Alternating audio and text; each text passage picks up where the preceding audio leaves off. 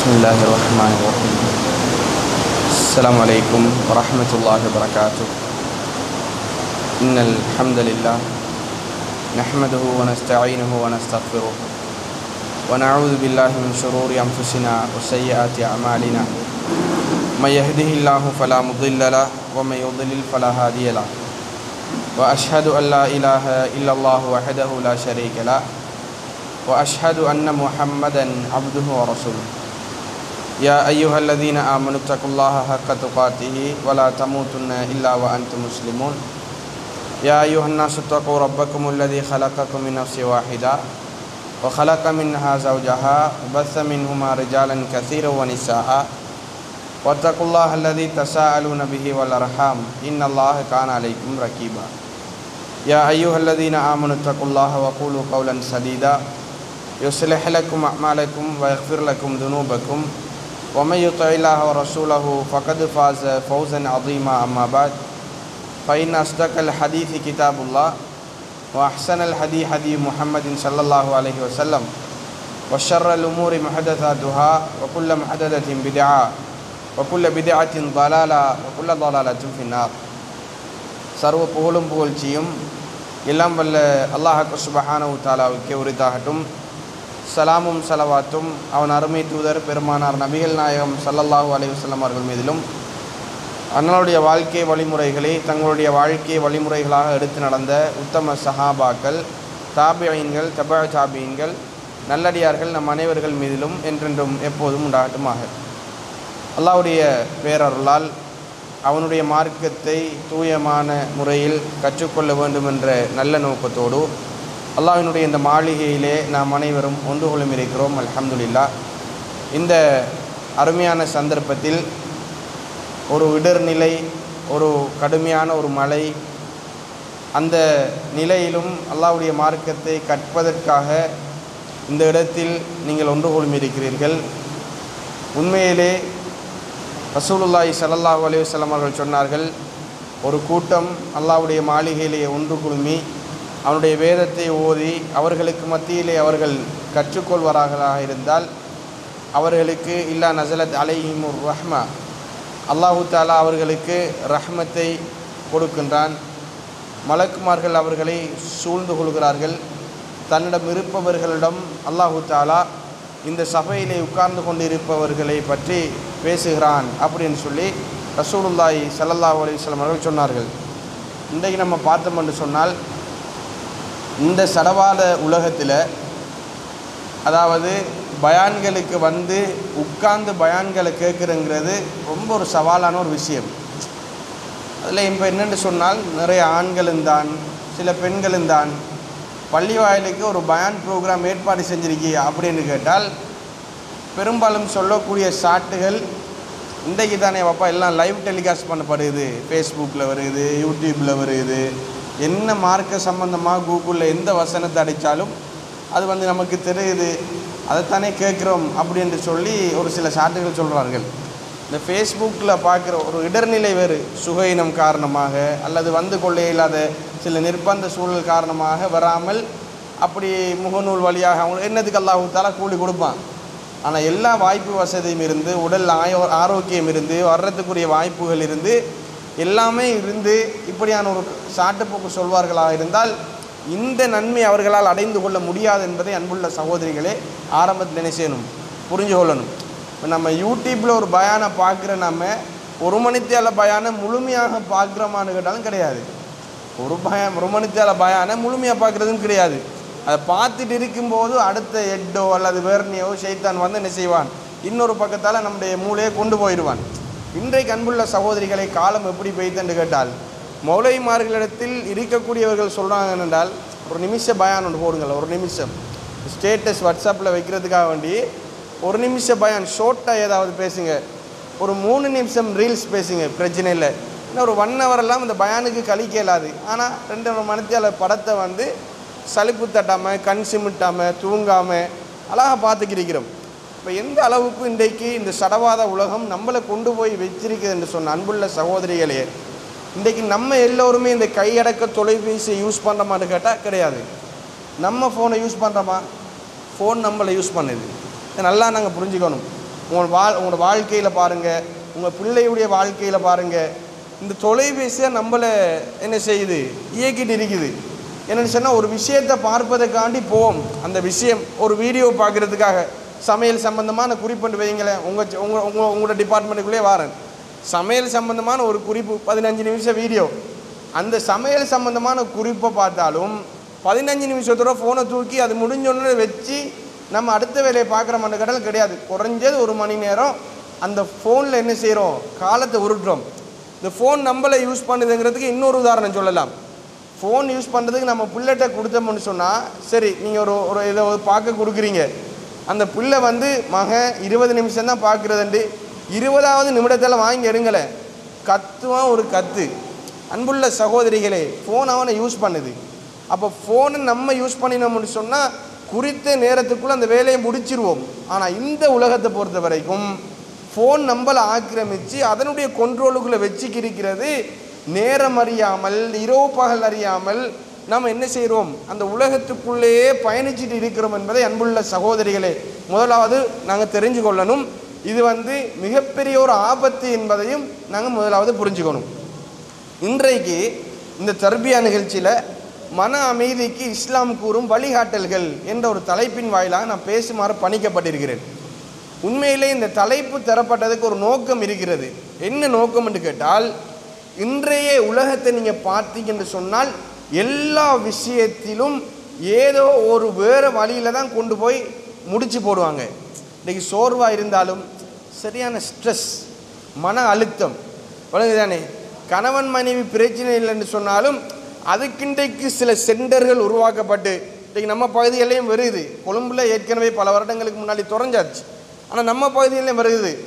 அதாவது counselling centre, family counselling, படிக்காத பிள்ளைகளுக்காண்டி counselling, தொழாத பிள்ளைகளுக்காண்டி counselling அப்படின்னு சொல்லி அது ஒரு வேறு பிஸ்னஸ்லேயே போயிட்டு இருக்குது. என்னென்னு கேட்டால், சரியான நிம்மதி இல்லை, வீட்டில் அவ்வளோ நிம்மதி இல்லை, வாழ்க்கையில் வாழ பிடிக்கலை, படிப்பு சரியாக ஏற மாட்டேங்குது, இப்படி என்று சொல்லி நிறைய விஷயங்கள் இன்றைக்கு போயிட்டு இருக்கிறோம். என்னென்று கேட்டால், மனதில் ஒரு வகையான சஞ்சலிப்பு, ஒரு கவலை அப்படின்னு சொல்லி திருமண வாழ்க்கை. அன்புள்ள சகோதரிகளே, நாங்கள் பார்க்கலாம், இலங்கையினுடைய புள்ளி விவரத்தில் நான் இருக்கிறேன் 2011ஆம் ஆண்டு நம்ம நாட்டில் விவாகரத்து, டிவோர்ஸ் இருக்குது தானே, 2017 2011 25% டிவோர்ஸ் பண்ணுறாங்க. கல்யாணத்தை 25% 100க்கு டிவோர்ஸ் பண்ணுறாங்க. 2024ஆம் ஆண்டு கணக்குன்னு கேட்டால் 50% திருமண வாழ்க்கையை பிரிகிறார்கள். என்ன காரணம் அப்படின்னு பார்த்தா, இது புள்ளி விவரம், காலிக்கோடுக்கு வந்தது, ஒஃபிஷியலாக பிரிஞ்சது 50%. 100 கல்யாணம் முடிக்கிறாங்கன்னு சொன்னால் 50 கல்யாணம் பிரியுது. என்னென்னு கேட்டால், ஒரு சரியான ஒரு புரிந்துணர்வு இல்லை. அதிகமானவங்க யாருன்னு கேட்டால் நம்ம முஸ்லீம் சகோதரிகள், நம்ம முஸ்லீம் சகோதரர்கள். பள்ளிக்கு வராரு, தொழுகிறாரு, வீட்டில் நல்ல முறையில், அங்கே பார்த்தா உள்ளுக்கு வேறு வேறு பிரச்சனைகள் நடக்குது. ஆனால் உண்மையிலே ஒரு இஸ்லாமிய குடும்பமாக இந்த குடும்பம் இருக்குமா இருந்தால் நிச்சயமாக எந்த பிரச்சனையும் பெற மாட்டாது. அந்த கவலை என்னென்னு கேட்டால், எந்த விடயத்தை எடுத்துக்கொண்டு போனாலும் நம்ம சனங்கள் தான் அதுக்குள்ளே முந்தி ஒரு குற்றத்தில் இருக்கிறது. அது ரொம்ப ஒரு மனக்கவலை.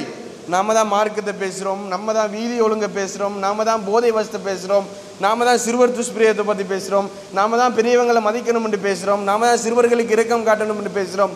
இப்படி பேசின நம்ம சமுதாயம் ஒரு பக்கத்தில் சீரழிஞ்சிட்டு போகுது அப்படின்னு சொன்னால், அதற்கு முன்னிலை வைப்பதும் நம்முடைய உம்மத்துன்னு சொன்னால், அன்புள்ள சகோதரிகளே, மனவேதனையாக இருக்கின்றது. இப்போ இஸ்லாம் மன அமைதிக்கு என்ன வழிகாட்டல் காட்டுது அப்படின்னு சொன்னால், அல்லாஹ்வுடைய குர்ஆன் ஒரு சில விஷயங்களை சொல்லுது, ரசூல் ஸல்லல்லாஹு அலைஹி வஸல்லம் அவர்களும் ஒரு சில விஷயங்களை சொல்லியிருக்கிறாங்க, பின்னாடி வந்த நல்வழி நடந்த அறிஞர்களும் ஒரு சில ஆலோசனைகளை சொல்லி தந்திருக்கிறார்கள். இந்த அடிப்படையில் நம்ம வாழ்க்கையை நம்ம எடுத்துக்கொண்டு போனோம் என்று சொன்னால், நிச்சயமாக ஒரு ஈமானான ஒரு குடும்பம், ஒரு சாலியான ஒரு குடும்பமாக இந்த உலகத்திலேயும் வாழலாம், மறுமையிலும் வெற்றி பெற்ற ஒரு குடும்பமாக வாழலாம். அப்படி என்பதற்கு இரண்டாம் கருத்துக்கு இடம் கிடையாது. அல்லாஹ் தஆலா சூரா, அதாவது அல் குர்ஆனில் 16வது அத்தியாயம் 97வது வசனத்தில் சொல்கிறான், மன் அமில சாலிஹன் மின் தக்கரின் அவ் உன்சா, எவர் ஒருவர் அவர் ஆணோ பெண்ணோ நல்லமல் செய்கிறாரோ, வஹுவ முஃமின், அவரோ முஃமினாக இருக்கின்ற நிலையில், ஒரு முஃமினான இருக்கின்ற நிலையில் ஆணோ பெண்ணோ நல்லமல் செய்கிறார்களோ, ஃபலனுஹியன்னஹு ஹயாத்தன் தொய்யிபா, அல்லாஹு தாலா அவர்களுக்கு ஒரு நல்ல ஒரு வாழ்க்கையை ஆக்கி கொடுப்பான், நல்ல ஒரு வாழ்க்கையாக அவர்களுடைய வாழ்க்கையை மாற்றுவான் என்று அல்லாஹ்வுடைய குர்ஆன் என்ன செய்கிறது, சொல்கிறது. அப்போ ஒரு மனிதனை பொறுத்த வரைக்கும் அவன் முஃமினாக இருக்கின்ற நேரத்தில் அவன் நல்ல அமல் செய்வானாக இருந்தால் நல்ல ஒரு வாழ்க்கையை நம்ம ஏற்படுத்தி கொடுப்போம் என்று அல்லாஹ்வுடைய குர்ஆன் என்ன செய்கிறது, சொல்கிறது.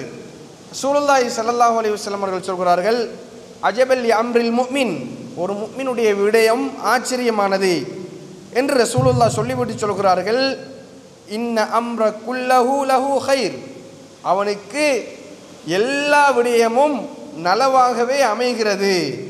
வலைஸ ஸாலிக லிஅஹதின் இல்லா லிமுஃமின், இது ஒரு முஃமினுக்கு அன்றி வேறு யாருக்கும் கிடையாது, முஃமின்களுக்கு மட்டும்தான் இந்த விடயம், இந்த முஃமின்களுக்கு இந்த விடயம் ஆச்சரியமாக இருக்கின்றது.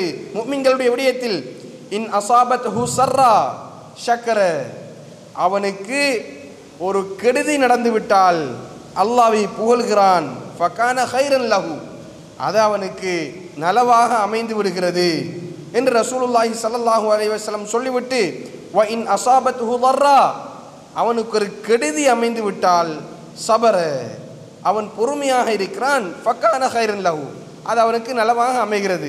இப்போ முதலாவது சொல்றாங்க, அவனுக்கு ஒரு கெடுதி அமைந்து விடுகிறது, ஏதோ ஒரு பிரச்சனை வாழ்க்கையில் ஏற்படுகிறது, அந்த நேரத்தில் ஒரு நலவு ஏற்படுகிறது, ஒரு சந்தோஷமான விஷயம் ஏற்படுகிறது. ரசூலுல்லாஹ் சொல்கிறார்கள், ஒரு சந்தோஷமான விஷயம் ஏற்படுகிறது, அவன் அல்லாஹ்வை புகழ்கிறான். ஒரு விஷயத்தில் அவனுக்கு ஒரு சந்தோஷம் ஏற்படுகிறது, அல்லாஹ்வை புகழ்கிறான், யா அல்லாஹ் நீ தூயவன் என்று அவன் சொல்லுகிறான், அல்லாஹ் எனக்கு இப்படி செஞ்ச உனக்கே புகழ் அனைத்தும் என்று இந்த மனிதன் சொல்லுகிறான், அது அவனுக்கு நலவாக அமைகிறது. ரசூலுல்லாஹ் சொன்னார்கள், அவனுக்கு ஒரு கெடுதி ஏற்பட்டால், அவனுக்கு லைஃப்ல ஏதாவது பிரச்சனை வந்தால் சபர, அவன் பொறுமையாக இருக்கிறான், அது அவனுக்கு நலவாகவே அமைந்து விடுகிறது என்று ரசூலுல்லாஹி ஸல்லல்லாஹு அலைஹி வஸல்லம் அவர்கள் சொல்றாங்க. பண்புள்ள சகோதரிகளே, நாங்கள் என்னத்தை பார்க்கலாம்னு கேட்டால், நமக்கு ஒரு பிரச்சனை ஏற்படுகின்ற போது ஒரு பொறுமையை கையாளுறது, அதே நேரம் நமக்கு அல்லாஹு தாலா பல விதிகளில் விடயங்களில் உதவி செய்கிறான், இந்த நேரத்தில் நம்ம என்ன செய்கிறது, அல்லாஹ்வை புகழ்கிறது. இந்த விடயங்கள் அல்லாஹு தாலா நம்மளை சிறந்த ஒரு வாழ்க்கை, இது யாருக்கு ஏற்படும் என்று கேட்டால் ஒரு முஃமினுக்கு தான் ஏற்படும், வேற யாருக்குமே இது ஏற்பட மாட்டாது. ஈமான் கொண்ட ஒருத்தன், ஈமான் கொண்ட ஒருத்தன், அல்லாஹ்வை நம்பிய ஒருத்தன், அதன் வழி நடந்த ஒருத்தன், அவனுக்கு எந்த பிரச்சனையுமே கிடையாது, அந்த விடயம் ஆச்சரியமானது என்று ரசூலுல்லாஹி ஸல்லல்லாஹு அலைஹி வஸல்லம் அவர்கள் சொன்னார்கள். இஸ்லாமிய வழிகாட்டல் இந்த மன அமைதிக்கு பல வடிவங்களை இருக்குது. முதலாவது நாங்கள் பார்க்கலாம், ஒரு இஸ்லாமிய மயப்படுத்தப்பட்ட வீடாக எங்களுடைய வீடு என்ன செய்யணும், நாங்கள் மாற்றணும். அல்லாஹ்க்கு சுப்ஹானஹு தஆலா குர்ஆனில் சொல்கிறான், வல்லாஹு ஜஅல லக்கும் மின் புயூத்திக்கும் சகனா, அல்லாஹு தஆலா உங்களுடைய வீட்டை உங்களுக்கு அமைதியான ஒரு இடமாக ஆக்கியிருக்கிறான் என்று அல்லாஹ்வுடைய குர்ஆன் என்ன செய்கிறது, சொல்கிறது. அப்போ அல்லாஹ் சொல்கிறான் என்னன்னு கேட்டால், உங்களுக்கு என்ன அமைதி, உங்கள் லைஃப்பில் எது ரிலாக்ஸான ஒரு இடம் என்று கேட்டால் உங்கள் வீடு தான். இன்றைக்கு நீங்கள் அதை நல்லா அனுபவிச்சிருக்கீங்க. பையன் ஒரு சந்தோஷத்துக்காக ஒரு ட்ரிப் அரேஞ்ச் பண்ணி உங்கள் ஃபேமிலிக்குள்ளே நீங்கள் எல்லாருமே போவீர்கள். போனால் அந்த நேரத்தில் நீங்கள் சொல்கிற என்ன தெரியுமா, 2-3 நாள் கழிஞ்சதுக்கு அப்புறம் எப்படா வீட்டை போய் சேர நிம்மதியாக ஒரு தூக்கம் தூங்குறதுக்கு சந்தோஷத்துக்காக வேண்டி தான் ட்ரிப் போனீங்க. ஆனால் தேவைப்படுகிறது வீடு. எங்கே போனாலும் வீட்டை நம்மளோட விட்டை சமைச்சு சாப்பிடுறதா தான் நல்லம் அப்படின்னு பெண்கள் சொல்லுவார்கள். என்னதான் 5 ஸ்டார் ஹோட்டலில் சாப்பிட்டாலும் நம்ம ஆக்கி சாப்பிட்றத போல திருப்தி வேறொன்றும் இல்லை என்று பெண்கள் கதைப்பார்கள். அதே போன்று பாருங்க, தூங்குறதுக்கு எங்கே தான் போய் எந்த பெட்டில் தூங்கினாலும், நீங்கள் எந்த ஏசி ரூமில் தூங்கினாலும், எவ்வளவு சொகுசான ஒரு இடத்துக்கு போய் மாறி தூங்கினாலும் அல்லாஹ்வுடைய குர்ஆன் வசனம் நாளும் போய் ஆக மாட்டாது. அல்லாஹ் உங்களுக்கு மன நிம்மதி உங்களுடைய வீட்டில் தான் வைத்திருக்கிறான் என்று அல்லாஹ்வுடைய குர்ஆன் சொல்கிறது. ஆனால் இன்றைக்கு பார்த்தோம் என்று சொன்னால், மன நிம்மதி எப்போதான் கிடைக்க போகிறது என்று ஏங்கி கொண்டிருக்கிற வீட்டுக்குள்ளே. ஒரு வீட்டில் இருக்கின்ற ஒரு கணவர் மனைவி தூங்கினதுக்கு அப்புறம் வீட்டுக்குள்ளே போனால் நல்லம் என்று சொல்லக்கூடிய அளவுக்கு இன்றைக்கு என்ன செய்கிறார்கள், அல்லாஹ் அருள் செய்த சில கணவர்களை தவிர, இஸ்லாமிய கணவர்களை தவிர அப்படியான ஒரு சில நிகழ்ச்சிகள் இன்றைக்கு நடக்கிறது. என்னென்று கேட்டால், போனாலே பிரச்சனை, ஏதோ ஒன்றை தூக்கி பிடித்து கொண்டு பல வருடங்கள் ஒன்றுமே செய்யாததை போன்று பேசக்கூடியவளாக இருப்பாள். இன்றைக்கு குடும்பம் பிரிகிறது. ஏன்னா நன்றி கெட்டவர்களாக ஒரு சில பெண்கள் இருப்பார்கள், எல்லோருமே அல்ல. ஒரு சில பெண்கள் ரசூலுல்லாஹ் மேராஜுக்கு போன நேரம் சொல்றார்கள், கும்து அலா அபுவாபில் ஜன்னா, நான் சொர்க்கத்து வாசலிலே நின்று பார்த்தேன். ஃபைதா அக்ஸருஹுமுல் ஃபுகரா, அங்கு அதிகமாக ஏழையர்கள் இருப்பதை நான் கண்டேன் என்றார்கள். நான் நரகத்து வாசலிலே நின்று பார்த்தேன், அங்கே அதிகமாக பெண்கள் இருப்பதை நான் கண்டேன். யா ரசூலல்லாஹ், ஏன் நரகத்தில் அதிகமாக பெண்கள் இருக்கிறார்கள்? ரசூலுல்லாஹி ஸல்லல்லாஹு அலைஹி வஸல்லம் அவர்கள் சொன்னார்கள், முதலாவது எதுக்கெடுத்தாலும் பெண்களில் அதிகமானவர்கள், தப்பா புரிஞ்சிக்க கூடாது, பெண்கள் எல்லோருமே நரகத்துக்கு போவாங்க இல்லை, இப்படியான செயலை செய்கின்ற பெண்கள் நரகத்துக்கு போவார்கள், அதில் அதிகமானவர்கள் இருக்கிறார்கள். இப்படிதான் அல்லாஹ் தஆலா நீதி இல்லாதவன், என்ன ஆம்பளையில விட்டுட்டு பொம்பளையில கொண்டு போய் நரகத்தில் போறேன்லாம் யோசிக்க கூடாது, இது நம்ம சக்திக்கு அப்பாற்பட்டது. ஆனா அல்லாஹ்வை பாருங்க, இந்த பெண்கள் போறதுக்கு காரணம் எதுக்கெடுத்தாலுமே சாபம் விடுவார்கள். பிள்ளை ஒரு குற்றத்தை செய்தால் அந்த குற்றத்துக்கு ஏசுவார்கள், திட்டுவார்கள். ஒரு நல்ல முறையில் ஒரு சில பெண்கள் நல்ல வளர்ப்பார்கள், மாஷா அல்லாஹ். ஆனால் எதுக்கெடுத்தாலும் ஏதாவது பொருள் காணத்தாலும் அதுக்கு ஒரு ஊத்த பேச்சு சொல்லி, எங்கே போனது காணது போயிட்டு அப்படின்னு சொல்லி அவதான் வச்சிருப்பா. ஆனால் திட்டியே தேடுவா. அது பெண்களுக்கு குறித்தான ஒரு பண்பு. நம்ம ஆம்பளையில் பேசும்போது ஒருத்தனை எதுக்காவது திட்டான்னு சொன்னால், என்னடா பொம்பளை மாதிரி இருக்கிறான்னு கேட்போம். என்னென்னு சொன்னால் அதுக்கு உண்டான ஒரு குணம் பெண்களுக்கு இயல்பாக இருக்கிறது. ஒரு சில ஆண்களுக்கு சில குணங்கள் இருக்கிறது, பெண்களுக்கு ஒரு சில குணங்கள் இருக்கிறது. அப்போ நீ பொம்பளை மாதிரி இருக்கா அப்படின்னு கேட்போம். அந்த இயல்புல அப்படியான சில குணங்கள் சில பெண்களிடத்தில் இருக்கின்றது. அதே போன்று இரண்டாவது காரணம், கணவருக்கு நன்றி கெட்ட நிலையில் இந்த பெண்கள் இருப்பார்கள். அதை நாங்கள் புரிஞ்சுக்கணும். கணவனுக்கு நன்றி கெட்ட நிலையில் இருப்பார்கள். ஏதாவது ஒரு நாள் ஏதாவது ஒன்றில் ஒரு சிறிய குறை வைத்தால் வாழ்நாள் முழுக்க நீ இப்படித்தான் செய்தா என்று சொல்லி எல்லாத்துக்குமே சேர்த்து அந்த கணவரை திட்டுவார்கள் ஒரு சில பெண்கள். அன்புள்ள சகோதரிகளே, அதே போன்று தன் கணவர் இருக்கின்ற நிலையில் அந்த கணவர் அல்லாத இன்னொருவரோடு வேறு ஒரு முறையற்ற தொடர்பை வைத்துக்கொண்டு ஒரு சில பெண்கள் இருப்பார்கள். இதை நாங்கள் எடுக்கலாம். அப்போ கணவருக்கு துரோகம் செய்கின்ற பெண்கள், அதிகமாக சாபமிடக்கூடிய பெண்கள், இந்த காரணத்துக்காக நரகத்தில் இருக்கிறார்கள் என்று ரசூலுல்லாஹ் ஸல்லல்லாஹு அலைஹி வஸல்லம் அவர்கள் சொல்கிறார்கள். அதே போன்று நம்ம வீடு ஒரு அமைதியான, ஒரு மனதுக்கு இதமளிக்கக்கூடிய ஒரு வீடாக இருக்கணும் என்று கேட்டால் நாங்கள் ஒரு சில வேலைகளை செய்யணும். முதலாவது என்ன செய்யணும் என்று கேட்டால், உள்ளுக்கு இருக்கிற ஷைத்தானை வெளியில் அனுப்பணும், வெளியில் நிற்கிற மலக்குமார்களை உள்ளுக்கு எடுக்கணும். இது ரெண்டையும் நாங்கள் செய்யணும். எப்படி உள்ளுக்கு இருக்கிற ஷைத்தானை வெளியில் அனுப்புகிற, வெளியில் இருக்கிற மலக்குமாரை உள்ளுக்கு எடுக்கிற என்று கேட்டால், அன்புள்ள சகோதரிகளே, நம்ம வீட்டுக்குள்ளே இருக்கிறோம். வீட்டுக்குள்ளே இருந்து, இப்போ வீட்டுக்குள்ளே தானே அட்டாச் பாத்ரூம் எல்லாம் வீட்டுக்குள்ளே இருக்குது. அந்த பாத்ரூமுக்குள்ளே போகும்போது நாங்கள் ரசூலுல்லாஹ் ஒரு துவா சொல்லி தந்தார்கள். என்ன துவா? அல்லாஹும்ம இன்னி அஊது பிக மினல் குபுதி வல் கபாயிஸ். யா அல்லாஹ், ஆண் பெண் கெட்ட ஷைத்தான்களின் தீங்கை விட்டும் உன்னிடம் பாதுகாவல் தருகிறேன் என்று அவங்க குடியிருக்கிற இடம் அந்த அசிங்கமான இடம். அப்போ அந்த பாதுகாவலுக்காக வேண்டி முந்தி ஒரு காலம் இருந்துச்சு பாருங்க. பாத்ரூம் ஒன்று சொன்னாலே ஒரு தொலைவுக்கு போகணும், ஒரு மறைவான இடத்துக்கு போகணும், கூடத்தை எடுத்துக்கொண்டு அல்லது ஒரு மறைவான இடத்துக்கு போய் என்ன செய்வோம், அதாவது அந்த இயற்கை தேவைகளை நிறைவேற்றுவோம். இன்றைக்கு நவீனம் மாறி அட்டாச் பாத்ரூம் வீட்டுக்குள்ளே இருந்து அந்த வீட்டுக்குள்ளே பாத்ரூம் போகும்போது துவாவும் சொல்லாமல் போனால், அன்புள்ள சகோதரிகளே, உள்ளுக்கு இருக்கிற ஷைத்தான் எங்கே இருப்பான்? உள்ளுக்கு தான் இருப்பான். அப்போ இதை நாங்கள் கண்டிப்பாக பேணணும். என்ன செய்யணும் என்று கேட்டால், எவ்வளோ செலவழிக்கிறோம்? உதாரணத்துக்கு ஒரு கேக் கோஸுக்கு எவ்வளோ செலவழிக்கிறோம்? சும்மா இருந்து வீட்டை இருந்துட்டு ஒன்றுமே இல்லை, ஒரு கேக் கோஸ், ஒரு தையல் தேவையில்லைன்னு சொல்லவில்லை, தேவையானதுக்கு படிக்கணும். ஆனால் இப்படி செலவழிக்கிற நாம இந்த மார்க்கத்தை படிப்பதற்கு ஒரு ஒயிட் ஷீட்டை வாங்கி இந்த துவாவை எழுதி வீட்டில் நம்ம ஒட்டி வச்சு அது பிள்ளைகள் போகும்போது வரும்போது ஓதினால் நம்ம வீட்டில் பரக்கத் வரும். சகோதரிகளே, வீட்டில் பரக்கத் வரும். நீங்கள் பாருங்க, உங்கள் வீட்டில் ஒரு சில பிரச்சனைகள் நடந்தால் அந்த பிரச்சனைகளுக்கு சில வேளை ஷைத்தான் உள்ளுக்கு இருந்து ஊசலாட்டுவதுதான் காரணமாக இருக்கும். நான் சொல்லுகின்ற ஒரு சில விடயங்களை இன்றையிலிருந்து அமுல்படுத்தினீர்கள் என்று சொன்னால் நிச்சயமாக அல்லாஹ் தஆலா மன நிம்மதியான ஒரு வாழ்க்கையை தருவான். நீங்கள் நினைப்பீர்கள், ஷைத்தான் என்ன சத்தமாக ஓடுது, பிள்ளை தானே பெருங்கநாடு படுத்துது, கணவர் தானே மூஞ்ச தூக்கி பிடிச்சி வச்சுட்டு இருக்கிறாரு, இப்படி நினைப்பீர்கள். அது ஷைத்தானுடைய காரணம் தான். ஷைத்தான் தான் இதுக்கு மிகப்பெரிய ஒரு காரணம். அவன் தான் இப்படியான சில செயல்களை மாற்றி அமைக்க வைப்பான். அல்லாஹ் தஆலா கொடுக்கின்ற தண்டனை அது. அந்த வீடு இஸ்லாமிய மயப்படுத்தப்பட்ட வீடாக இல்லை என்று சொன்னால் அல்லாஹ் தஆலா கொடுக்கின்ற மிகப்பெரிய ஒரு தண்டனை அது.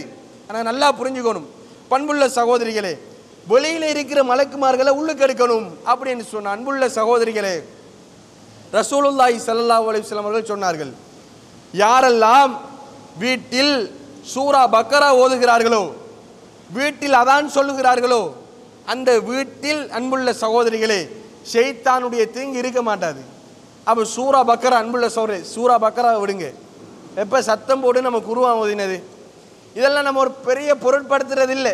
இந்த ஹதீஸ் எல்லாம் ஒரு சிம்பிளான ஹதீஸாக மாறிவிட்டது. அன்புள்ள சகோதரிகளே, வீட்டுக்குள்ள நுழையும் போது எவரொருவர் ரசூலுல்லாஹ் சொன்னார்கள் பிஸ்மில்லா அப்படி என்று சொல்லி வாராரோ, அப்போது ஷைத்தான் சொல்லுவானாம், இன்றைக்கு நம்ம இந்த வீட்டில் தங்க இயலாது. ஒரு பிஸ்மில்லான்னு சொல்லிட்டு வீட்டுக்குள்ள வாரார். அப்ப ஷைத்தான் சொல்லுவானாம், இன்றைக்கு இந்த வீட்டுக்குள்ள தங்க இயலாது, நம்மளுக்கு எலவுட் இல்லை அப்படின்னு சொல்லி ஷைத்தான் மற்ற ஷைத்தான்களிடத்தில் பேசுவான். எவரொருவர் இரவு சாப்பிடுகின்ற வேளை பிஸ்மில்லா அப்படி என்று சொல்லி சாப்பிடுகிறாரோ, ஷைத்தான் சொல்லுவானாம், இன்றைக்கு நம்மளுக்கு சாப்பாடும் இந்த வீட்டில் இல்லை அப்படி என்று சொல்லி ஷைத்தான் சொல்லுவானாம். அப்போ ஒரு மனிதனுடைய அடிப்படை தேவை என்ன? வீடு, அவன் வசிக்கணும். ரெண்டாவது என்ன? சாப்பாடு. சாப்பாடை மட்டும் சாப்பிட்டால் ஒரு மனிதன் நிம்மதியாக வாழ்ந்துடலாமா? ரோட்டில் நின்று சாப்பாடை மட்டுமே சாப்பிட்ற நிற்கலாமா? நிற்கல. எங்கே தூங்குறது? மனிதனுக்கு இயல்பாக அல்லாஹ் வைத்திருக்கிறான்.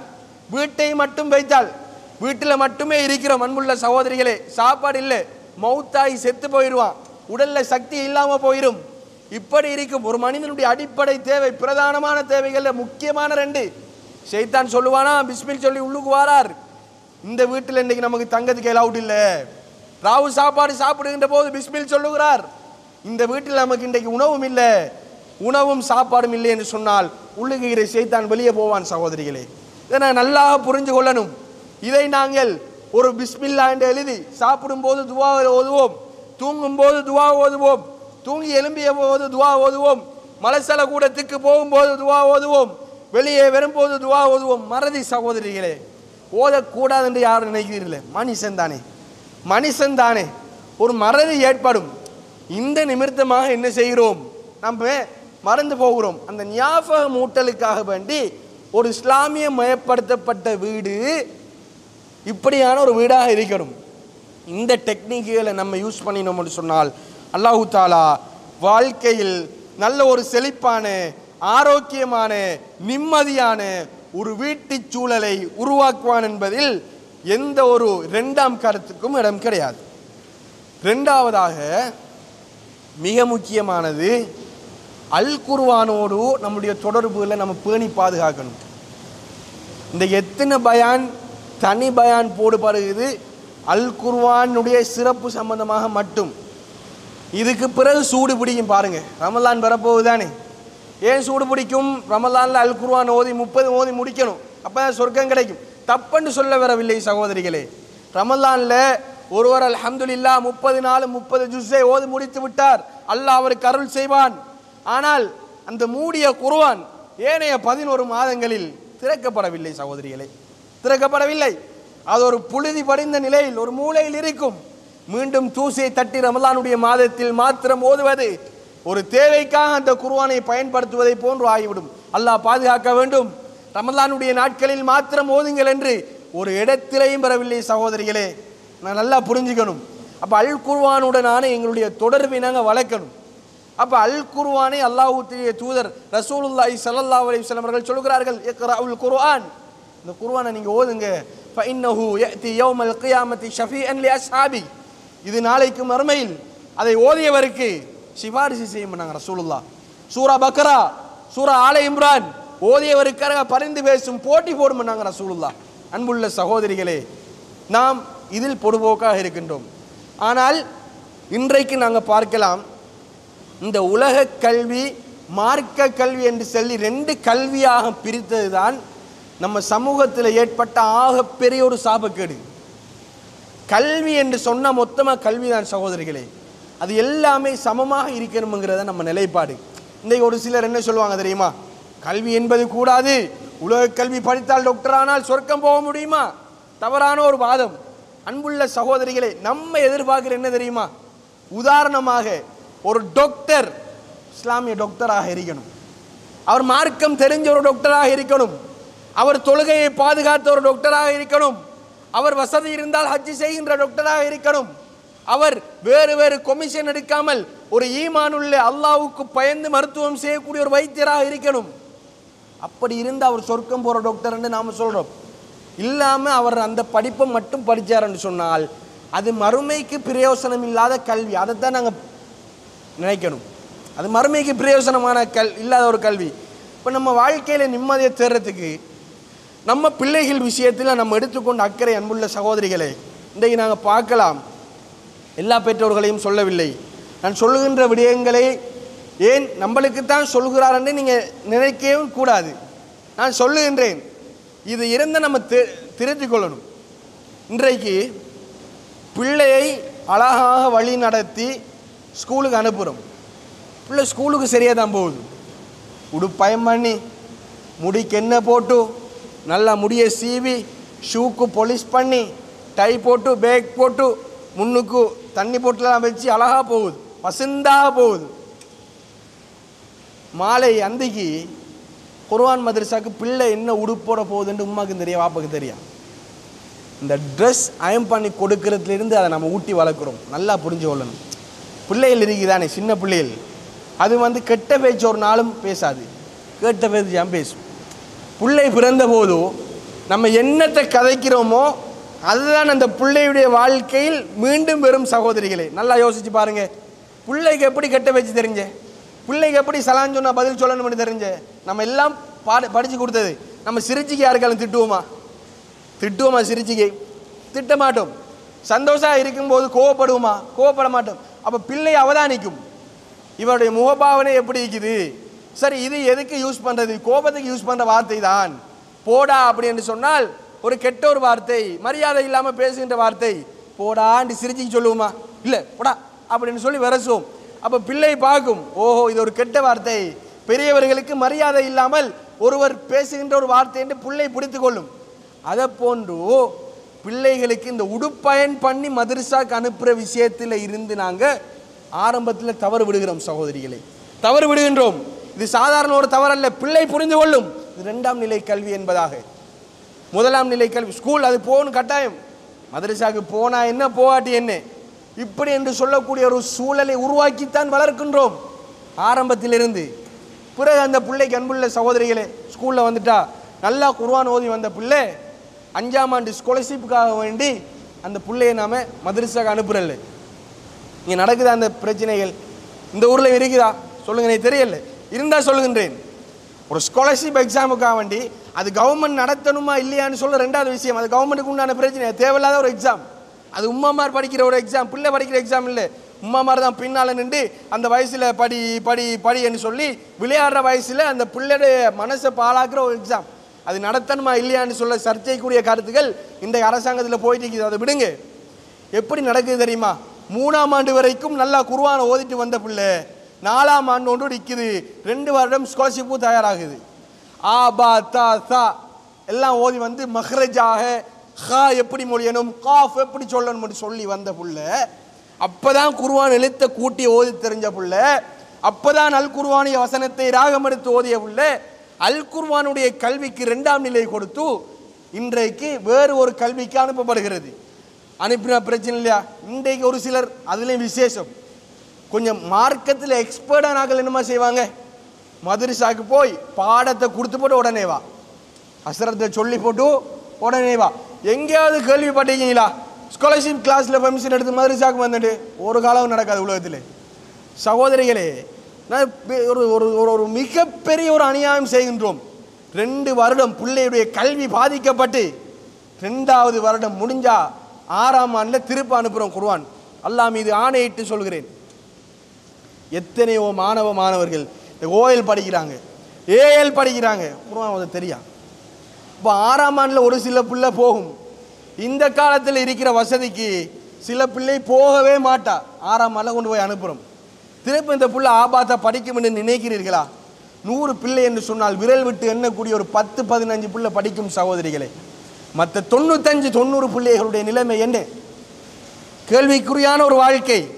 இப்போ இந்த அல் குர்ஆனுடைய கல்வி இந்த சின்ன பிள்ளைக்கு ஊட்டி வளர்க்கப்படவில்லை என்று சொன்னால் இந்த பிள்ளையுடைய நிலைமை என்ன? நாளைக்கு மறுமையில் இந்த குர்ஆன் வந்து நம்ம பிள்ளைக்கு சிபாரிசு செய்யுமா? நம்ம பிள்ளைக்காக வேண்டி இந்த குர்ஆன் பரிந்து பேசுமா? நமக்காக வேண்டி பரிந்து பேசுமா? எவ்வளோ விடயங்களுக்காக முயற்சி செய்கிறோம். இந்த குர்ஆனுடைய கல்விக்கு ஒரு துளி முயற்சி கூட செய்யாமல் தானே இருக்கிறோம் சகோதரிகளே. இந்த குர்ஆனை சரியான முறையில் ஓத வேண்டும், ராகமாக ஓத வேண்டும் என்பதற்காக என்ன முயற்சி செஞ்சோம்? இன்றைக்கு ஃபிசிக்கலாக பாடம் நடக்கல என்று சொன்னால் ஜூமில் கல்வியை கற்பதற்கு ஒரு உந்து சக்தியாக இருந்த பெற்றோருக்கு தன் பிள்ளை அல்லாஹ்வினால் அனுப்பப்பட்ட கலாமை ஓத தெரியாது என்ற ஒரு ஏக்கம் பெறவில்லை. ஏன்? இந்த உலகத்தில் அன்புள்ள சகோதரிகளே, நாம் ஏதோ ஒரு நாள் மௌத்தாகி விடுவோம். நாம் மௌத்தானால் நம்முடைய ஜனாசாவை குளிப்பாட்டுகின்ற பிள்ளைகளாக நம்ம பிள்ளைகள் இருக்கணும். அவர்களுக்கு முந்தி நாம் மௌத்தானால் அந்த பிள்ளை நமக்காக தொழுகை நடாத்தக்கூடிய பிள்ளையாக இருக்கணும். எத்தனையோ சகோதரர்கள் பெரிய வசதிக்காரர்கள், பெரிய பதவியில் இருக்கக்கூடியவர்கள், நான் அவர்களை பற்றி ஏளனம் செய்யவில்லை, குறிப்பிட்டும் சொல்லவில்லை.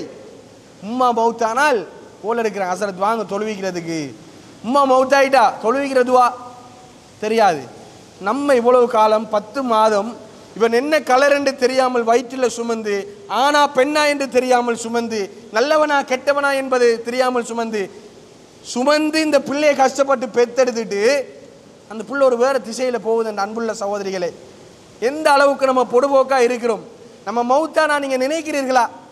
அந்த பிள்ளை நமக்காக பிரார்த்திக்கும் என்று மௌத்தாயிட்டா என்ற ஒரு கவலை கொஞ்ச நாளைக்கு அழும்.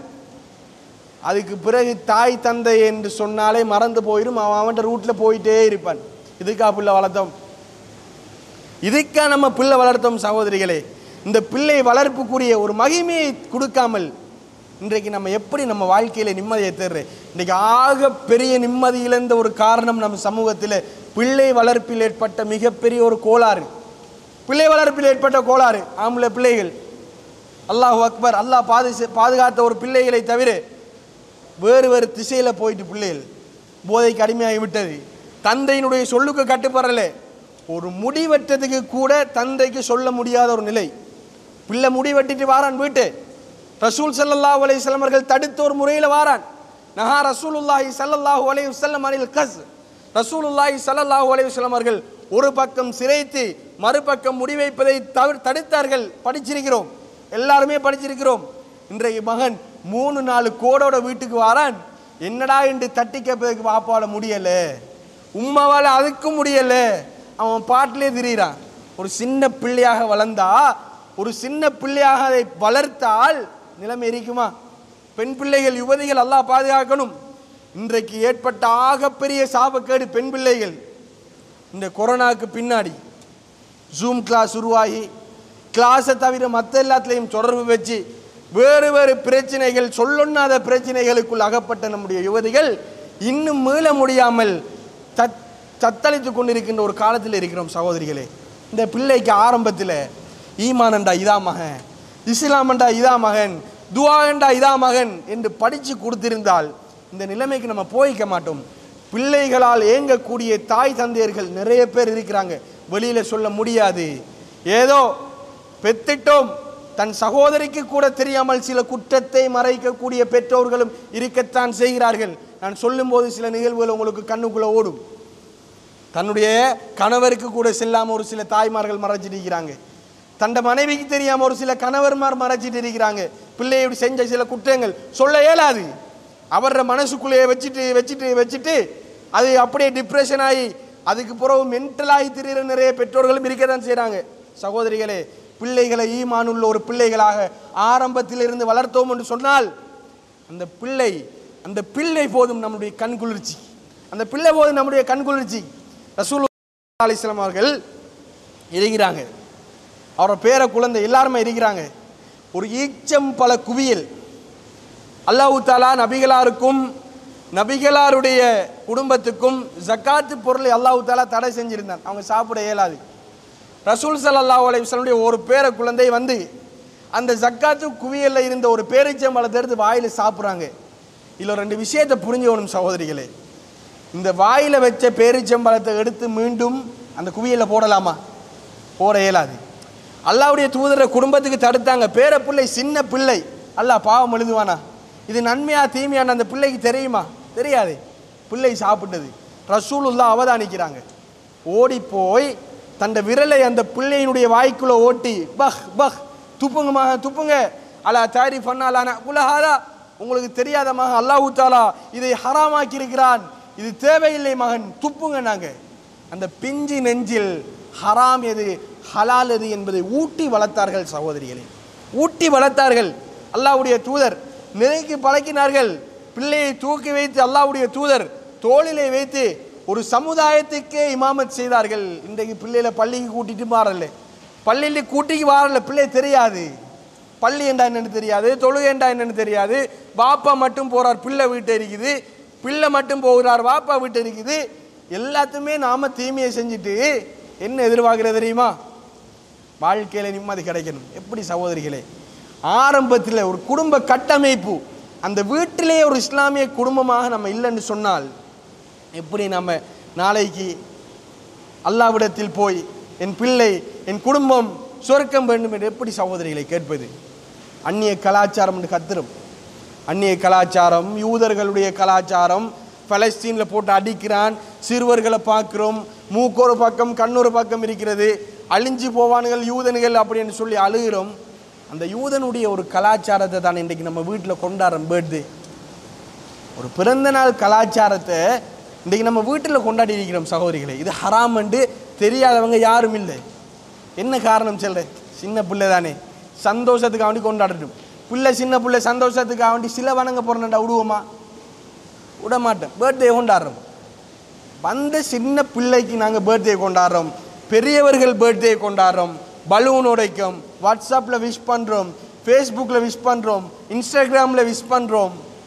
பண்புள்ள சகோதரிகள், இதெல்லாம் விட முடியாத ஒரு நிலையில் நம்ம இருந்துட்டு ஒரு திருமணம் அப்படின்னு சொல்லி வருகின்ற போது அந்த திருமணத்தில் இருக்கின்ற கலாச்சாரங்கள் அதை மாற்ற முடியாமல், இன்றைக்கு அதனுடைய ஆடை கலாச்சாரங்களை மாற்ற முடியாமல், சீதனம் என்று சொல்லக்கூடிய கலாச்சாரத்தை மாற்ற முடியாமல் இன்றைக்கு வாழ்ந்து கொண்டிருக்கக்கூடிய ஒரு நிலையில் இருக்கிறோம் என்று சொன்னால் சகோதரிகளே, எப்படி நாங்கள் அல்லாஹ்வுடைய ரஹ்மத்தை எதிர்பார்ப்பது? எப்படி நம்மளுடைய மன நிம்மதிக்கு இவையெல்லாம் வழிவகுக்கும்? எனவே பிரச்சனையை நாம் வச்சுக்கணும். நம்ம என்ன நினைக்கிறது தெரியுமா? இன்றைக்கு ஒரு துவா கேட்கணும், கேட்டு முடியாது, கபூலாகணும். இதுதான் நம்ம நிலைமை. நம்ம ஒரு துவா, நம்ம தேவைக்கு துவா கேட்கணும், கேட்டு முடியாது, கபூலாகணும். கபூல் ஆகிட்டு வைங்க, இவர் இறை சிந்தனையோடு இருப்பாரா? அப்போ அல்லாஹ்வை நம்ம என்ன நினச்சிட்டு இருக்கிறோம்னு சொன்னால், நம்ம எஜமான் அவன் அடிமைன்னு நினச்சிட்டு இருக்கிறோம். இங்கே இருந்துட்டு துவாவுண்டு கேட்குறேன் கபூல் ஆகணும்னு சொல்லி, அல்லாஹ் அங்கே இருந்து கபூல் ஆக்குறேன்னு சொல்லணும். இப்படி ஒரு மனநிலையில் வாழ்ந்துட்டு இருக்கிறோம். அல்லாஹ்வுடனான நெருங்கிய தொடர்பு எப்போதும் இருந்தால் முஃமின்களை அல்லாஹ் ஒரு போதும் கைவிட மாட்டான். எப்போதும் சகோதரிகளே, மன நிம்மதிக்கு இஸ்லாமிய குடும்பம் எப்படி அவசியமோ, அல் குர்ஆனுடனான தொடர்பு எப்படி அவசியமோ, இறைவனை பற்றிய சிந்தனையும் இஸ்திக்பாரும் கடும் முக்கியம். இறைவனை பற்றி எப்பயுமே நம்ம சிந்திச்சுட்டு இருக்கணும். நாம் ஏன் இந்த உலகத்துக்கு வந்தோம்? நம்ம வந்ததுல டியூட்டி என்ன? இந்த உலகம் எப்போ முடிய போகுது? அன்புள்ள சகோதரிகளே, ரசூலுல்லாஹ் மௌத்தானதுக்கு பின்னாடி ஒரு சில மூத்த நபித்தோழர்கள் வராங்க. ஆயிஷா நாயிட்ட வந்து, அன்னையே, உங்களோட வாழ்க்கையிலேயும் ரசூலுல்லாஹ்வுடைய வாழ்க்கையிலேயும் உங்களுக்கு மறக்க முடியாத ஏதாவது சம்பவம் இருக்குதா சொல்லுங்க அப்படின்னு கேட்குறாங்க. நபிகள் நாயகம் ஸல்லல்லாஹு அலைஹி வஸல்லம் துணைவியார் ஆயிஷா ரலியல்லாஹு அன்ஹா சொல்கிறாங்க, யா ரசூலல்லாஹ், சஹாபாக்களை பார்த்து சொல்கிறாங்க, தோழர்களே, ஒரு சம்பவம் இருந்துச்சு. என்ன சம்பவம் தெரியுமா? நானும் அல்லாஹ்வுடைய தூதரும் தூங்கி கொண்டிருந்தோம். அப்போது அல்லாஹ்வுடைய தூதர், ஆயிஷா, நான் தொழப்போறேன் என்றார்கள். அல்லாஹ்வுடைய தூதர் தொழுவதற்காக வுது செய்தார்கள். நபிகளார் தொழுதார்கள். தொழுது ரசூலுல்லாஹ் தக்பீர் கட்டினத்திலிருந்து அழுதார்கள். ஆயிஷா நாய் அறிவிக்கக்கூடிய சஹீஹுல் புகாரில் வரக்கூடிய ஆதாரபூர்வமான செய்தி. ரசூலுல்லாஹ் தக்பீரை கட்டினத்திலிருந்து அழுதார்கள். நபிகளார் ருக்குவுக்கு போய் அழுதார்கள், சுஜூதுக்கு போய் அந்த நிலையிலையும் அழுதார்கள். அப்போது நான் போய் கேட்டேன், அல்லாஹ்வுடைய தூதர் எந்த பதிலும் சொல்லவில்லை. அப்போது பிலால் ரலியல்லாஹு அன்ஹு அவர்கள் சுபஹுக்காக பாங்கு சொல்வதற்காக வஜ்ருக்கு வந்தார்கள்.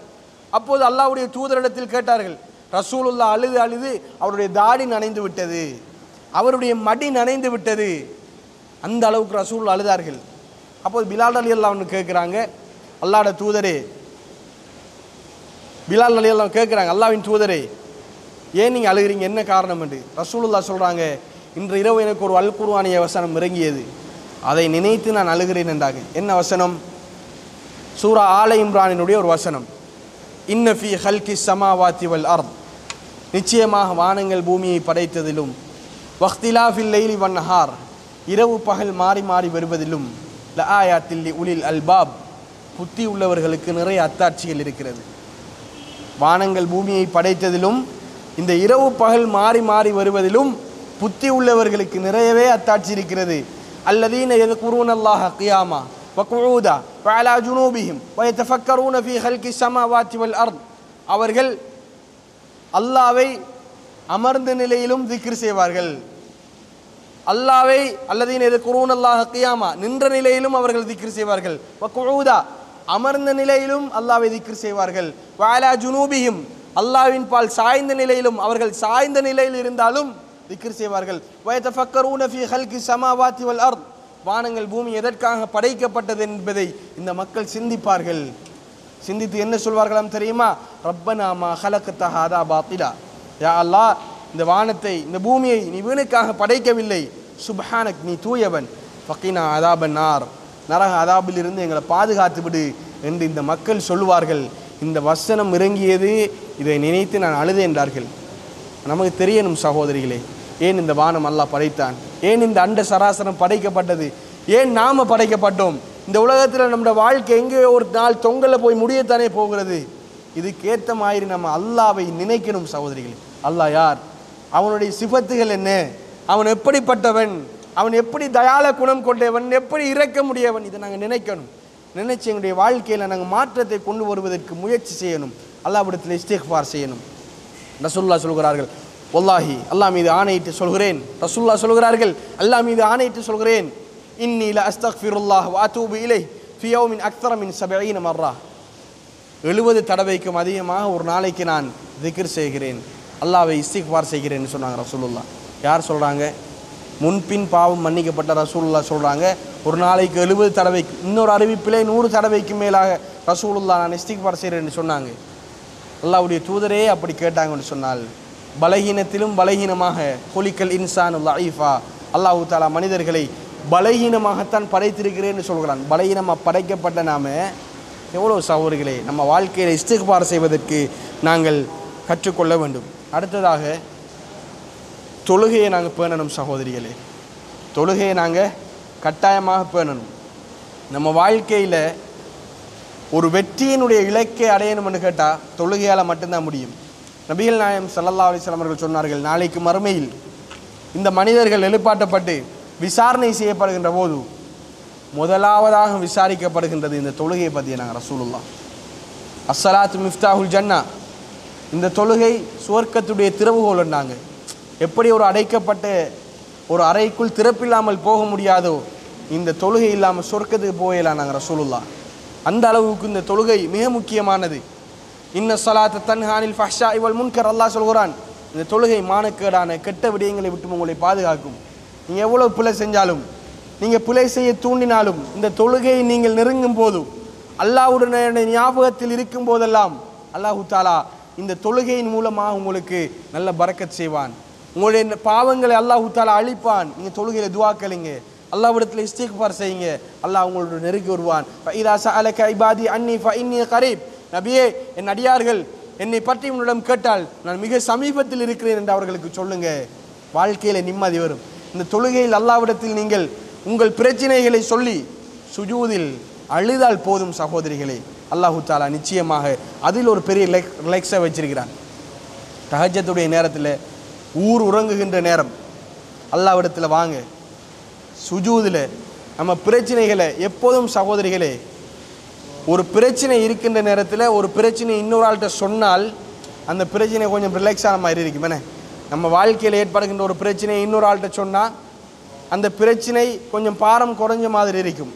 இன்றைக்கு மனிதர்கள்ட்ட யார்கிட்ட சொல்ல இயலாண்ட ஒரு பிரச்சனையில் இருக்கிறோம். ஏண்டா ஒரு சிலவன் அதில் இருக்கக்கூடிய பலகீனத்தை வச்சு நம்மளை வேறையாக மதிப்பிடுவான். ஒரு சிலவன் அதை போய் 4 பேர்கிட்ட சொல்லுவான். ஏன் வீண் பம்பு மனசுக்குள்ளேயே அடக்கி வச்சு நோயை தேடிட்டு இருக்கிறோம்.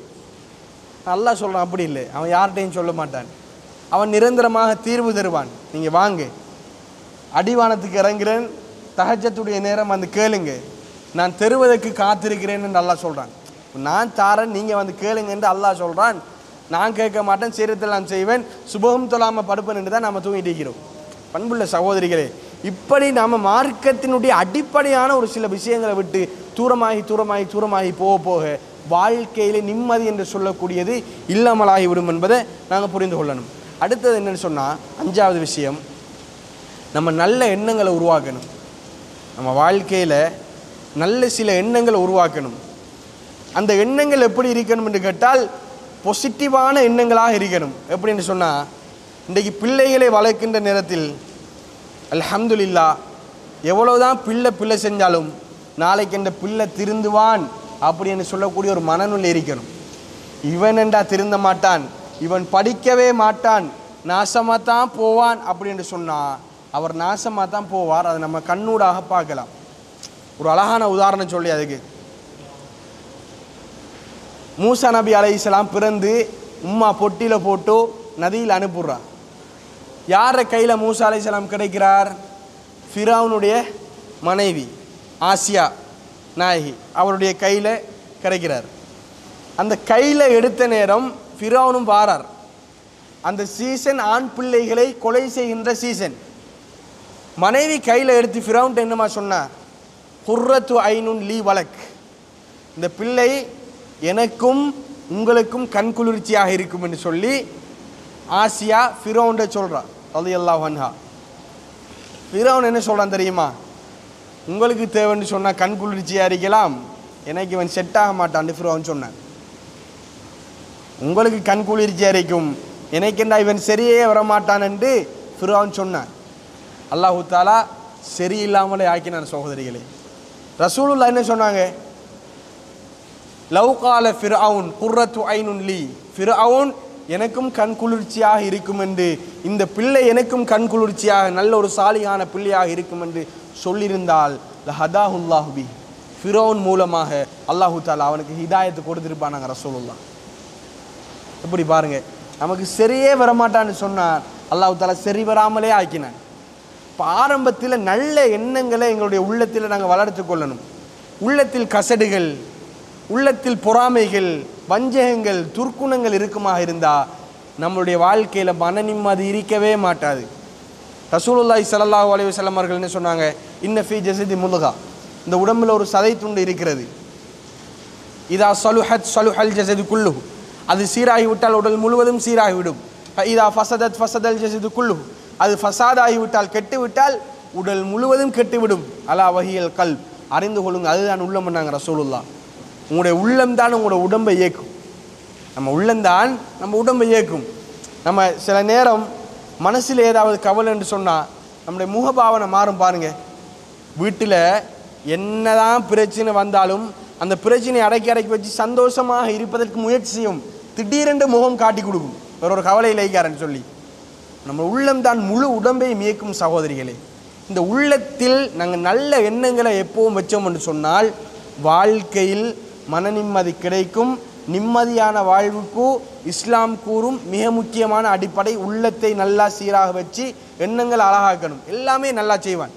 நீங்கள் நினைக்கிங்க உங்கள் பிள்ளைகளுடைய விஷயத்தில் கேட்க மாட்டான். ஒரு சிலர் சொல்லுவாங்க என்ன தெரியுமா? இவனுக்கு என்ன ஏலா மௌலவி, இவனுக்கு சொல்லி சொல்லி சொல்லி என் நாக்கு செத்து போயிட்டு, இவனுக்கு இன்னும் உபதேசமே சொல்கிறல்ல. அல்லாவுக்காக உங்கள் மரணம் வரும் வரைக்கும் உங்கள் பிள்ளை உயிரோடு இருந்தால் நீங்கள் உபதேசம் செய்து கொண்டே இருங்கள். நாளைக்கு ஒரு வேளை நீங்கள் மௌத்தானாலும் அந்த உபதேசம் அவர்களுடைய காதில் ஒலிச்சிக்கிட்டே இருக்கு. நம்ம உம்மா சென்னாவே, நம்ம வாப்பா சென்னாரே, சகோதரர்களோட சண்டை பிடிக்கணாமண்டு தேவையில்லாத பழக்கத்தை விட சொல்லி தொலை சொல்லி சொன்னாவே, உம்மா மௌத்தாயிட்டா ஆனால் சொன்ன வார்த்தை காதுக்குள்ளே கேட்டுகிட்டே இருக்கும். அவன் நாளைக்கு தொழுவான் சகோதரிகளே. நாளைக்கு அவன் கெட்ட பழக்கத்தை விடுவான், நாளைக்கு ஒரு ஈமான்தாரியாக மாறுவான். அதனால் அந்த எண்ணத்தை மட்டும் விட்டுருங்க. சொன்னால் கேட்க மாட்டான், அடங்க மாட்டான், இவனுக்கு சொல்லி சரியே வராது என்ற எண்ணத்தை நீங்கள் வளர்த்தீங்கன்னு சொன்னால் நிச்சயமாக இந்த வாழ்க்கையில் நாங்கள் என்ன செய்யக்கூடாது, ஒரு நாளும் முன்னேற முடியாது. அதை நாங்கள் நல்லா என்ன செய்யணும், புரிஞ்சு கொள்ளணும். அடுத்தது இன்னொரு விஷயம் என்னென்னு கேட்டால், இறுதியாக அல்லாஹ்விடம் நம்முடைய பிரச்சனைகளை பொறுப்பு சாட்டணும். அல்லாஹ்விடம் நம்ம பிரச்சனைகளை பொறுப்பு சாட்டினோம்னு சொன்னால் நிச்சயமாக அல்லாஹ் தாலா நம்ம வாழ்வில் மன அமைதியை கட்டாயம் கொண்டு வருவான்.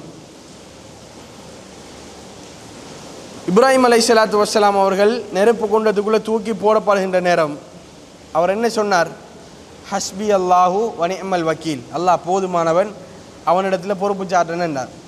நெருப்பினுடைய இயல்பு தன்மை என்னையும் சுடும் என அல்லாஹ் தாலா அந்த சுடு நெருப்பை கூலாக மாற்றினான். வக்குல்நாயானார் பூனி பர்த வசலாமன் அலா இப்ராஹிம், நெருப்பே இப்ராஹிமுக்கு குளிரானதாகவும் சாந்தியானதாகவும் மாறிவிடு. அல்லாஹ் குர்ஆன்ல சொல்கிறான். நெருப்பு கூலாயிச்சுன்னு அல்லாஹ் சொல்கிறான். மூசா அலைஹிஸ்ஸலாத்து வஸ்ஸலாம் ஃபிரௌனுடைய கெடுபிடி பின்னால் பட வருது, முன்னாடி கடல், தப்பே இயலாது. யோசிச்சு பாருங்க, ஒன்று முன்னுக்கு போன என்ன செய்யும்? கடல் மூழ்கி அடிக்கும். நின்றா ஃபிரௌனுடைய படைப்பட்டாலும் வெட்டி வீழ்த்தி விடுவார்கள். எல்லோருமே அசந்து போனார்கள். மூசா அலைஹிஸ்ஸலாத்து வஸ்ஸலாமை நம்பிய ஈமான் கொண்ட மக்கள் சொன்னார்கள், இன்னால் முதுரக்கூன் வசமாக மாட்டிக்கொண்டோம், கூட்டிக்கு வந்து மாட்ட வச்சுட்டீங்களே மூசான்னாங்க. காலக்கல்ல அல்லாஹ் சொன்ன அப்படி இல்லை. மூசா அலைஹிஸ்ஸலாம் சொன்னார்கள் அப்படி அல்ல, இன்னமா ஐயா ரப்பி சயஹ்தீன், என் ரப்பு என்னோடு இருக்கிறான், அவன் வழிகாட்டுவான் என்றார்கள். அல்லாஹ் சொல்கிறான், உங்களுடைய கையில் இருக்கும் தடியால் கடலில் ஒரு அடி அடிங்க மூசா. மூசா அலைஹிஸ்ஸலாம் அடித்தார்கள். ஃபன் ஃபலக்க ஃபக்கான குல்லு ஃபிர்கின் கத்தௌதில் அலீம், கடல் 2 கூறாக பிளந்து ஒவ்வொரு கூறும் பெரும் சுவர்களை போன்று எழும்பி மூசா நபி அலைஹிஸ்ஸலாத்து வஸ்ஸலாமுக்கும் அவரை நம்பியவர்களுக்கும் வழிவிட்டது என்று அல்லாஹ் சொல்கிறான். இப்போ சாத்தியம் இல்லாத ஒரு விஷயத்தை அல்லாஹு தாலா அவனிடம் பொறுப்பு சாட்டினோம் என்று சொன்னால் சாத்தியப்படுத்துவான். நம்ம நினைக்கிறோம் சாத்தியம் இல்லை. இன்றைக்கு பெண்களுக்கு நிறைய பிரச்சனை, குழந்தை இல்லாத பிரச்சனை ஒரு சில பெண்களுக்கு இருக்கு. இல்லை கஷ்டம், கல்யாணம் முடிச்சு 10 வருஷம் 15 வருஷம் அல்லது பிறக்கின்ற பிள்ளைந்தை எல்லாம் மரணித்து போதும், ஏதோ ஒரு நலவு சகோதரிகளை நம்மளுக்கு அல்லாஹு தாலா வாழ்க்கையில் ஏதோ ஒரு நாள் குழந்தை என்று சொல்லக்கூடிய ஒரு பாக்கியத்தை தருவான்.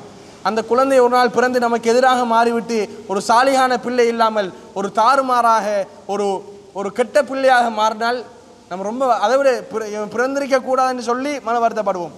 அதனால் அல்லாஹு தாலா ஒரு சில விஷயங்களை தடுத்தான்னு சொன்னால் அதுலேயும் ஒரு நலவு இருக்கிறங்கிறத நாங்கள் ஆழமாக புரிஞ்சு கொள்ளணும். ஜக்கரியா அலைஹிஸ்ஸலாம் அல்லாஹ்விடத்தில் துவா கேட்டார். எப்படின்னு பாருங்க, நம்ம அல்லாஹ்விடத்தில் எப்படி துவா கேட்கணும் தெரியுமா? அந்த துவாவை நாம் ஆழமாக அல்லாஹ்விடத்தில் நீ கபூல் செய்வாய் என்ற ஒரு எண்ணத்தோடு கேட்கணும். அது சாத்தியம் இல்லையென்று இந்த உலகத்தில் விஷயத்தை நாங்கள் நினைக்கலாம், சாத்தியப்பட மாட்டாதென்று. சாத்தியம் இல்லாத ஒரு விடயத்தை சாத்தியப்படுத்துறது அல்லாஹ்வுக்கு வேலை. ஜக்கரியா அலைஹிஸ்ஸலாம் தானே அல்லாஹ்விடத்தில் துவா கேட்டார், பிள்ளை இல்லை அவருக்கு. மனைவி ஒரு மலட்டு பெண், பிள்ளை பேர் இல்லாத பெண் என்று முத்திரை குத்தப்பட்ட ஒரு பெண்மணி. இவருக்கும் வயசு நல்லா போயிட்டு அவர் எப்படி அல்லாஹ்ட்ட துவா கேட்கிறார்? இன்னி வஹனல் அல்மு வஸ்தஅல ரஅசு ஷைபா, யா அல்லாஹ் என்ற எலும்புகள் எல்லாம் பலகீனம் அடைந்து விட்டது, என்னுடைய முடிகள் எல்லாம் நரைத்து விட்டது. அப்போ எப்படியான ஒரு முதுமை பருவம், எலும்பு பலகீனம் அடைஞ்சி முடியும் பழுத்து போனால் ஒரு நம்மளுக்கு கண்ணுக்குள்ளே ஒரு முதுமை பருவம் தெரியுது. அப்படியானவர்களுக்கு பெண் எப்படி பெண்? ஒரு மலட்டு, ஒரு பிள்ளை பேர் இல்லாத ஒரு பெண். இந்த நிலையில் ஜக்கரியா அலைஹிஸ்ஸலாம் ஒரு பிள்ளையை தாண்டு கேட்கிறார். உலகம் என்ன சொல்லும், விஞ்ஞானம் என்ன சொல்லும், சாத்தியமே இல்லைன்னு சொல்லும். ஆனால் கேட்டார் உறுதியா, ரப்பு கேட்டா தெருவான் என்ற ஒரு ஆழமான அசையாத நம்பிக்கை இருந்துச்சு. அல்லாஹ் சொல்கிறான், நாம் ஜக்கரியாவுக்கு ஒரு குழந்தையை கொடுத்தோம், இஸ்முஹு யஹ்யா, அவருடைய பேர் யஹ்யா. யார் இந்த பேரை வச்சு தெரியுமா? அல்லாஹ் வச்சான் சகோதரிகளை. லம் நஜஅல் லஹு மின் கப்லு சமியா, இதுக்கு முன்னாடி யாருக்கும் இப்படி ஒரு பேரை வைக்கலன்னு அல்லாஹ் சொல்கிறான். இப்போ ஜக்கரியா அலைஹிஸ்ஸலாத்து வஸ்ஸலாமுடைய மகன் யஹ்யா அலைஹிஸ்ஸலாத்துக்கு அல்லாஹ் பேர் வச்சான். ஆழமான ஒரு நம்பிக்கை, உறுதியாக கேட்டார்கள், தரக்கூடியவன் நீ, எனக்கு பிள்ளையைத்தா. மனைவி மலடாக இருந்தாலும் பிரச்சனை இல்லை, எனக்கு வயது முதிர்ந்தாலும் பிரச்சனை இல்லை, தரக்கூடிய ஆற்றல் உனக்கு இருக்கிறது, அதில் ஆழமான நம்பிக்கை உள்ளவனாக நான் இருக்கிறேன், குழந்தையை தான்னு கேட்டார். அல்லாஹ் கொடுத்தான் சகோதரிகளே. அப்போ அல்லாஹ்விடத்தில் துவா கேட்கும் போது சாத்தியப்படுமா இல்லையா அப்படியெல்லாம் நினச்சி விடக்கூடாது. ஆழமாக நம்ம துவா கேட்கணும். அல்லாஹு தாலா நிச்சயமாக அதை என்ன செய்வான், சாத்தியப்படுத்துவான். எனவே அன்புள்ள சகோதரிகளே, மன நிம்மதிக்கு இஸ்லாம் கூறும் வழிகாட்டல்கள் அதிகமாக நாங்கள் திக்ர் செய்யணும், குர்ஆன் ஓதணும், வீட்டை இஸ்லாமியமயப்படுத்தணும். அலா பிதிக்ரில்லாஹி தத்மஇன்னுல் குலூப், நீங்கள் அந்த அல்லாஹ்வை ஞாபகம் செய்வதில் உங்கள் உள்ளங்கள் அமைதி அடையவில்லையான்னு கேட்கான். உங்களோட உள்ளத்தில் ரிலாக்ஸ் வரலையா, அல்லாஹ்வை திக்ர் செய்யுங்க, நிச்சயமாக அது வரும். உங்களுடைய தொழுகைகளை பேணி பாதுகாருங்க, உங்களுக்கு உள்ளத்தில் அமைதி வரும். நீங்கள் மன நிம்மதி இல்லை இல்லை இல்லை இல்லைன்னு சொல்லி நீங்கள் வாழ்க்கையில் தொலைந்து போனதை பற்றி யோசித்து நீங்கள் நாளைக்கு ஒரு நோயாளியாக திருவீர்கள். ஆழமான ஈமான் இருந்தால், கல்லா கதிர் அல்லாஹ் நாடியே தான் நடக்கும் என்றதில் அசையாத ஒரு நம்பிக்கை இருந்தால், இறந்த காலத்தை பற்றிய கவலை இல்லாமல் இருந்தால், எதிர்காலத்தை பற்றிய பயம் இல்லாமல் இருந்தால் நிச்சயமாக நிகழ்காலத்தில் நல்லா வாழலாம். இன்றைக்கு ஒரு மனிதனுக்கு ஏற்படுகின்ற மிகப்பெரிய பிரச்சனைகளுக்கு பிரதானமான காரணம் என்ன தெரியுமா? நம்மளுக்கு காரணம் பிரச்சனைக்கு கவலைக்கு என்னன்னு சொல்லுங்க பாப்போம். இந்த ரெண்டு காரணத்தை தவிர வேறு எந்த காரணம் இருக்க மாட்டாது. ஒன்று இறந்த காலத்தை பற்றிய கவலை. புள்ள மூத்தாயிட்டு சரி வரல, எக்ஸாமில் பாஸ் ஆக விட்டுட்டான், இப்படி ஒரு கவலை வந்துட்டே இருக்கும். நம்மளுக்கு என்ன சரி வர மாட்டாது, எல்லாமே லைஃப்பில் லொஸ்ட் ஆகிட்டு கனவை விட்டுட்டு போய்த்தான், இப்படி என்று சொல்லக்கூடிய இறந்த காலம் பற்றிய கவலை. இன்னொன்று எதிர்காலம் பற்றிய பயம். என்ன நடக்குமோ, இவன் சரியாக படிப்பானோ, வாழ்க்கையை சரியாக கொண்டு போயிடலாமோ, இப்படி என்று சொல்லி எதிர்காலத்தை பற்றிய பயத்தை யோசிச்சே இருப்போம். இந்த ரெண்டும் நிகழ்காலத்தில் வருமாக இருந்தால் உள்ளத்தில் நிம்மதி இருக்க மாட்டாது. கலா கதிர் அல்லாஹு தாலா எழுதி விட்டான். அல்லாஹு தாலா சொல்கிறான், முதலாவதாக இந்த உலகத்தில் நம்ம படைத்தது பேனை. அந்த பேனைக்கு நாம் கட்டளையிட்டோம், பேனையை நீ எழுது என்று கேட்டு. அதுக்கு அது சொல்லிச்சு, ரப்பி ஒமாதா அக்துப், எதை நான் எழுது? உக்துப் மகாதிர குல்ல ஷைஇன் இலா யௌமில் கியாமா, மறுமை நாள் வரைக்கும் என்ன எல்லாம் நடக்குமோ எல்லாத்தையும் எழுது என்று அல்லாஹ் சொன்னான். பேனை எழுதி முடித்து விட்டது, அது உயர்த்தப்பட்டு விட்டது, ஏடுகள் காய்ந்தும் விட்டது என்று சொன்னாங்க ரசூலுல்லாஹி ஸல்லல்லாஹு அலைஹி வஸல்லம். எழுதினது தான் நடக்கும். அதில் ஒரு ஆழமான நம்பிக்கை, அல்லாஹ் ஏதோ ஒரு நலவை திறப்புகிறான் என்ற நம்பிக்கை இருக்குமெண்டா கவுன்சிலிங்கும் தேவையில்லை, ஃபெமிலி கவுன்சிலிங்கும் தேவையில்லை, வாழ்க்கை டிவோர்ஸ் ஆகியும் தேவையில்லை, பிள்ளைகளில் ஒரு பயப்படவும் தேவையில்லை. நிம்மதியான ஒரு வாழ்க்கையை நான் சொன்ன இந்த விஷயங்கள் இருந்து புரிஞ்சு கொண்டால மட்டும் போதும். அல்லாஹு தஆலா வாழ்க்கையில் மிகப்பெரிய ஒரு செழிப்பு என்ன செய்வான், ஏற்படுத்துவான். எனவே அன்புள்ள சகோதரிகளே, மன நிம்மதிக்கு இஸ்லாம் கூறும் வழிகாட்டல்களை, ஏராளமான வழிகாட்டல்களை பார்த்தோம். இந்த வழிகாட்டல்களை எங்கள் வாழ்க்கையில் நாங்கள் எடுத்து நடக்கணும். இந்த வழிகாட்டல்களை நாம் வராதவர்களுக்கும் சொல்லிக் கொடுக்கணும். இதை எங்கள் வாழ்க்கையில் நாங்கள் யூஸ் பண்ணி பார்க்கணும். அல்லாஹு தஆலா நிச்சயமாக ஒரு வெற்றிகரமான பிரகாசமான ஒரு வாழ்க்கையை தருவான். நாளைக்கு மறுமையில் அல்லாஹு தஆலா நம்மளை எழுப்புகின்ற போது, யா ஐயத்துஹன் நஃப்ஸுல் முத்மஇன்னா, அமைதி அடைந்த ஆத்மாக்களே என்று அல்லாஹ் சொல்லுவான். அந்த நேரம் லப்பைக் யா ரப், உன்னிடத்தில் ஆஜராகிவிட்டோம் ரஹ்மானே என்று நானும் நீங்களும் என்னுடைய குடும்பமும் உங்களுடைய குடும்பமும் நபிமார்கள், நல்லடியார்கள், சாலிஹீன்களோடு அந்த சுவன பூங்காவில் வலம் பெறுவதற்கு வல்ல ரஹ்மான் அருள் செய்வானாக. வ ஆகிரு தவானா அனில் ஹம்துலில்லாஹி ரப்பில் ஆலமீன். சுப்ஹானக அல்லாஹும்ம வ பிஹம்திக அஷ்ஹது அல்லா இலாஹா இல்லா அன்த அஸ்தக்ஃபிருக.